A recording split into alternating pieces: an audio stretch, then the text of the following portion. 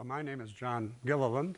I've managed every kind of renewable project you can think of, every kind of energy storage project that anybody's thought of. But what I'm going to talk about today is, I think, the most exciting project I've ever seen. Now, people accuse me of saying that about everything I do, but this one really is. Bill Gates, Nathan Myhrvold, Lowell Wood, and others got together in 2006 and decided that nuclear is essential to raising the standard of living in the world. If you spend $10 billion on vaccines, you don't want people to stay in poverty. You want them to rise above that level. So if nuclear is essential, what do we think about it? Well, we think it needs improving.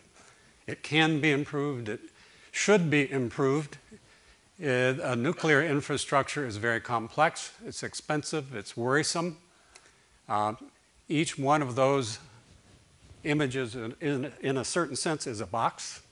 And what we'd like to do is to figure out how to simplify that system. It's certainly complex because there are 14 steps when you have to do things right, because you have nuclear materials on your hands.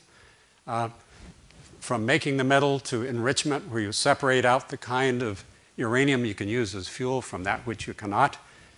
You run the reactor, you store the fuel, then you reprocess that fuel again in order to get valuable material, fuel material out of it. Some of those facilities cost $30, $40 billion each. Another thing I'd like to point out is that the, whoops, if I can go back, depleted uranium, you see that set of canisters in the middle of there, that's 90% of the uranium mined. It's really unfortunate that we have to throw out 90% of what we mine. So keep that in your head.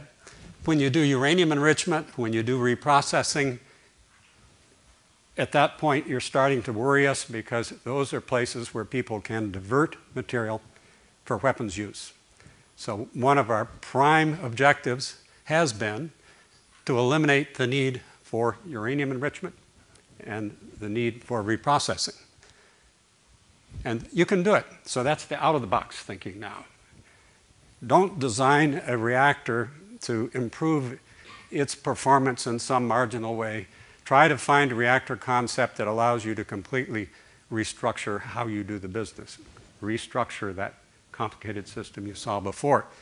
So we can design a reactor which uses uranium waste as fuel. That's at 90% that's just sitting around right now. Used for weapons here and there for bullets, but that's about it. You can supply the entire world with energy for thousands of years, and you can do it without the need for enrichment plants or any reprocessing plants. And you do that by getting very clever about how the innards of that reactor works. And when you want 2 or 3 hours sometime, I'll tell you exactly how we do that. But it's called a traveling wave reactor. The idea for it was born in the 90s by Teller, and before that by some other people. But in fact, it allows you to cross out those boxes. So thus the name of the talk, Eliminating Boxes, or What Box? So instead, you end up with a very simplified structure like this. There is enough depleted uranium sitting around in Paducah, Kentucky, behind an enrichment plant, to supply all of the electricity the United States needs for several hundred years. If you look at the amount of depleted uranium there's going to be in China mid-century, you could supply every citizen in that nation with our standard of per capita consumption of energy for, about 1,000 years. So that does away with the whole concept of running out of fuel, with running out of uranium. You put that fuel into a reactor where that non-radioactive almost fuel is converted into fissionable material, and it's burned inside the reactor. So the reactor in the upper right corner there is the only place you have fissionable material, except when you shut it down after about a half century.